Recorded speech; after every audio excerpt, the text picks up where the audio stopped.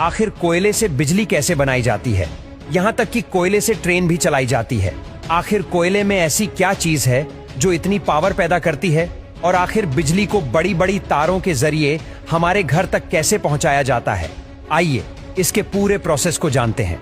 बिजली बनाने के लिए जिस चीज का सबसे ज्यादा इस्तेमाल किया जाता है वह है कोयला। देश में 75% बिजली का उत्पादन कोयले से चलने वाले पावर प्लांट से ही होता है। 1000 मेगावाट का कोल प्लांट एक दिन में 9000 टन से भी ज्यादा कोयले का इस्तेमाल करता है। यानी कि अगर एक मालगाड़ी में 100 टन कोयले के 90 डिब्बे हैं तो उस पूरी मालगाड़ी का इस्तेमाल एक ही दिन में हो जाएगा। यानी कि एक साल के लिए कोयले से भरी 365 ट्रेनों की जरूरत होगी।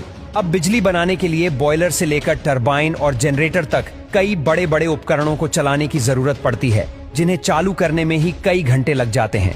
ऐसे में कोयले से चलने वाला पावर प्लांट अगर 24 घंटे काम करता रहे तो ही सस्ते में बिजली बन सकती है। इसी वजह से प्लांट के बड़े हिस्से में सिर्फ कोयले का स्टोरेज बनाया जाता है ताकि कभी कोयले की कमी ना हो सके। और जब मालगाड़ियां पावर प्लांट्स में बेशकीमती कोयला लेकर पहुंचती हैं तो एक एक करके सभी डिब्बों को अलग किया जाता है और पानी के फव्वारे के नीचे से गुजारा जाता है, जिससे कोयला थोड़ा गीला हो जाता है ताकि जब आगे डिब्बों को पलटने की बारी आए तो डस्ट ना उड़े। अब गीले कोयले वाले उन सभी डिब्बों को बारी बारी से एक निर्धारित जगह पर लाया जाता है, जहां एक मशीन उन्हें उठाकर पूरी तरह पलट देती है, जिससे उन डिब्बों का सारा कोयला कोल यार्ड में नीचे लगातार घूम रहे कन्वेयर बेल्ट पर गिरता रहता है।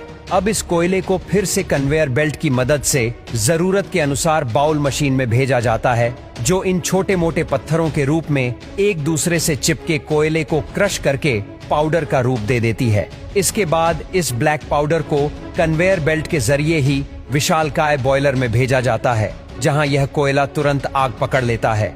अब पूरी तरह से जलने के बाद कोयले की जो भारी राख होती है वह नीचे गिर जाती है और जो हल्की राख होती है वह ऊपर उठती है। इस राख को फ्लाई ऐश कहा जाता है और इसे चिमनी के जरिए फिल्टर करके वातावरण में छोड़ दिया जाता है। अब कोयला जलने की वजह से जो आग बनी थी वह बॉयलर से होते हुए उस क्षेत्र में पहुंच जाती है जहां काफी ज्यादा वाटर ट्यूब्स होती हैं, जिनमें पानी भरा रहता है।